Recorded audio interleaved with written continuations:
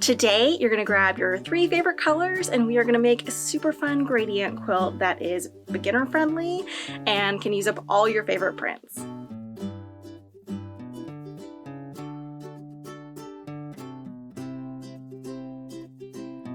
Hi everyone, welcome back to another free video tutorial for the quilt behind me.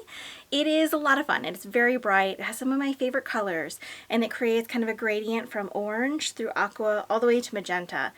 And it's really easy to make. It's very beginner friendly and it is chain piecing heaven. So I have a free PDF pattern download available on my website. You just need to click the link down below and it will give you kind of the cheat sheet of all of the fabric requirements and cutting sizes so you can have it by your side while you're assembling your own quilt. I chose to cut up fat quarters for this quilt, but you could easily make it out of scraps. I pulled a variety of orange, aqua, and magenta fat quarters to cut up, but my next version is going to be out of my little scrappy layer cake.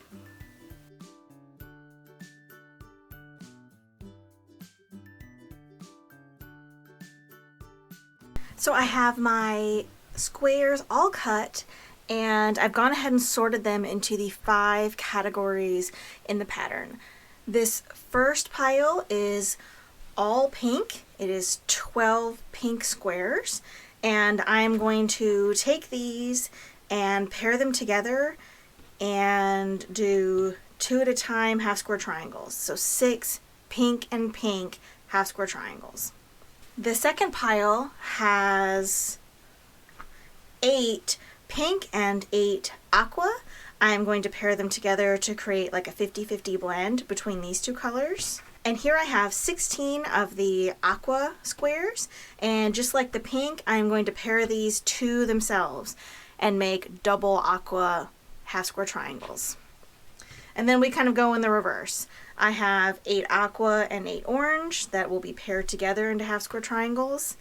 And then finally I have 12 orange that will form double orange half square triangles. So I have a lot of chain piecing ahead of me.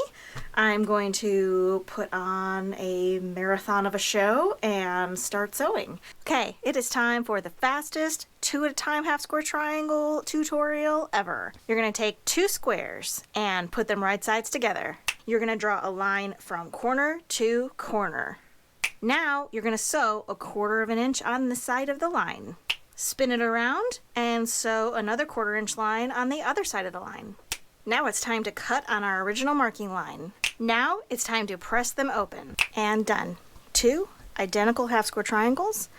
Now we just need to repeat approximately 1,000,000 times.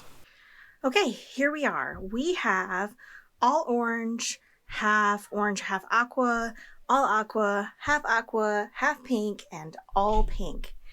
So our goal here is we are going to be making blocks that have 4 kind of segments to them. So if you look at this block, it has 4 segments. 3 of them are pink and 1 is aqua. And our goal in combining these piles is that we want an equal number of all of the potential combinations.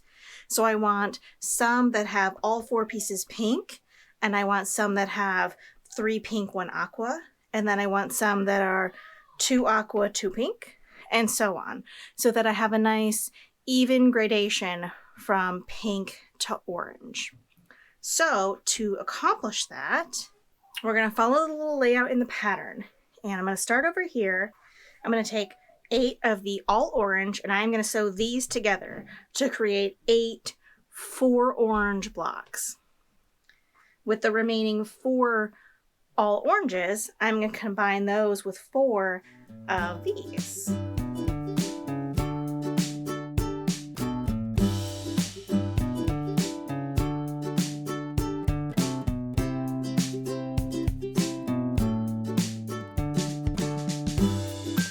So it is time to take our half square triangles and sew them together to create our 1/4 square triangles. So I just take my ruler and I align a line on the ruler with the seam, because I want this cut to be perpendicular to my existing seam line. So I line this line up, and then I make sure that the ruler is crossing over vaguely the points of the block. It's more important to worry about this than it is cutting through the exact corners of the diagonal line. Just cut it apart, and then it's time to sew them together. And I'm going to grab a different one. I would kind of mix them up as I was sewing, and we're ready to sew. I'm going to put them right sides together, and now I can clearly see where these points are going to come together in the middle, and I can pin that point so that when my block is finished, I have that nice crisp point in the center of the block. And then I would just pin outward. I would just align the edges and stick a pin in, just like that, so that it looks something like this. And then I would just sew 1/4 of an inch along this long edge. This is a bias edge. Anytime you cut not on the straight of grain, not like along the selvage or perpendicular to the selvage, you're going to create a bias edge. And a bias edge has some stretch to it. And it makes the seam just a little bit harder to sew, but it's not super tricky. It just go slow, don't pull on it while you're sewing it. Just let the machine do the work and it will be fine. Sew them all into 1/4 square triangles, press them open, and then in the next step we will assemble our quilt top. I have sewn all of my 1/4 square triangles, and I am in the process of trimming them all. Now this is a step that if you really want to save some time, you can skip. These blocks are fairly consistent size, and if you were careful in your cutting and kind of seam allowance consistency up to this point, these blocks might be kind of good enough to sew together as is. And if you choose to do that, your quilt will end up just marginally bigger than what the pattern says, because the pattern is written for 6-inch finished blocks. I am going to take the extra step to trim mine down because I was not particularly careful when I was sewing these. And if you look at this block, like if I put it up in the corner, it's not exactly square. Like it's 7 inches on this side and 7 1/4 along this edge. So I'm going to take the extra step and just trim them. Now I have a 6.5 inch square ruler, so I'm just going to plop it down on top and kind of cut around. If you have a ruler that is bigger than 6.5 inches, then the process is going to be very similar, except instead of just being able to lay it down and cut all the way around, you're going to have to do a little bit of lining up. So we know that we want to trim our blocks to 6.5 inches, so they finish at 6 inches. So I'm going to use this diagonal line to put it on top of one of my diagonal seams. And then 6.5 divided by 2 is 3 1/4. So we're going to want the center of our block to line up with this 3 1/4 line here. 3, and that white line is 1/4. So this little L should be right in the center of our block. And then you can trim around these two sides.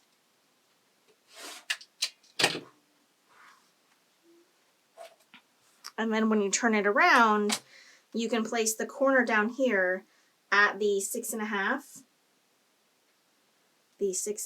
inch lines, and then trim the final two sides. And there you have a nice trim block. But it is easier if you have the 6.5 ruler. You're just going to lay it on top. You can use that diagonal line and then align the two corners on the other diagonal. And trim around these two sides. And then if you have a rotating cutting mat, you can just spin it around and cut the other two sides. And that is that. So easy peasy. I have trimmed a bunch of these, and I am just keeping them in order so all the oranges are together, and then all the aqua is mixed in, and I'm just getting into the 50-50 aqua and pink. So I still have a ways to go, But I am going to finish trimming these and then we will lay out the quilt. So I have spent quite a while trimming all 8 million blocks. In reality, it's 72. And now it's time to lay out our quilt. And if you remember back from the beginning, we ended up having 9 different kind of combinations of block. We have the all pink, we have all pink and 1/4 aqua, and then we have 50-50 aqua pink, all through the spectrum. So that gives us 9 different kind of color combination of blocks. And we have 8 of each of them, which handily turns out to be a really great layout for the quilt. So laying this out is really simple. You are going to make one row that is all of your pink blocks. And then the next row will be all of your pink and 1/4 aqua blocks. So on throughout, and then you just kind of rotate the blocks within that row and kind of rotating them, you know, clockwise or counterclockwise to give kind of the fabric variance that you're really looking for. So I'm going to pull down my design wall and lay these out. I might have to do mine kind of side to side to make it fit on my design wall, but regardless, you're looking for one row or column, if you need to go the other way, of each block style. So I'm going to get those laid out and play around with it and show you how it looks. So I just finished putting it up on my design wall, and I did have to go side to side. I super love it.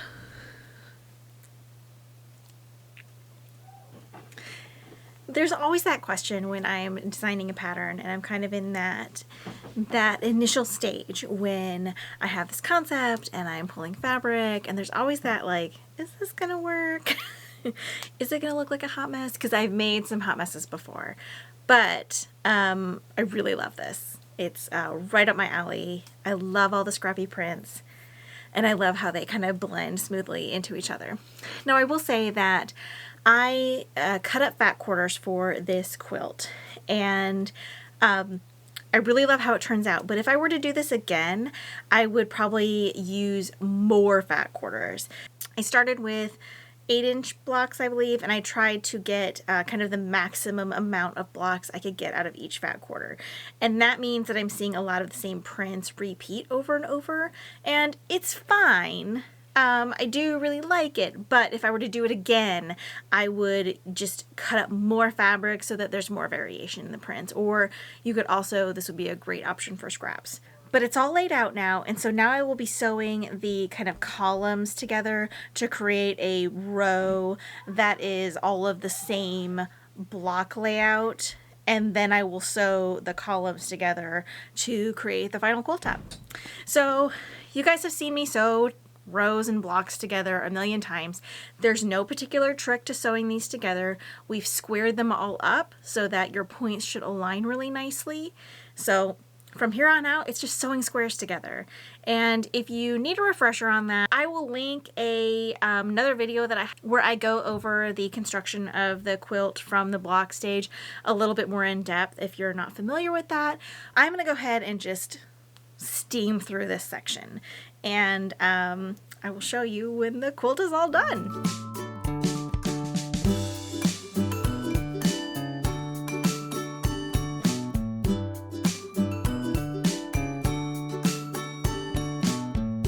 So it has been a few days and my quilt top is all assembled and ready to quilt. This has been a lot of fun to make, and I'm super happy with the final result. Now this is a relatively small quilt. It's about 48 by I think 64, something like that. Now if you remember back, I started with 8-inch squares cut from my fat quarters to begin the assembly of the blocks for this quilt. If I had started with larger squares, I would end up with a larger quilt. So my 8-inch squares yielded 6-inch finished blocks in my quilt. Now, if I had started with 10-inch squares from my original fabric, my quilt would be much larger. And I'll put a little chart right here that shows some beginning square sizes and the size finished quilt that you'll probably end up with. Now, all of this is going to be a little give or take. Every sewer is a little different. You might have to trim your blocks a little smaller or bigger, but it's a general idea. So it'd be about 60, I already forgot. So if you liked this quilt, there is another video popping up on your screen right now that you might like. It's another scrappy, fun quilt with a free PDF pattern. And there's another video popping up right now that YouTube thinks that you will like. And if you don't mind just taking a moment to leave a like or comment on this video and telling me what you think, it really helps my channel out and lets me know what you would like to see in the future. So have a great day and happy quilting.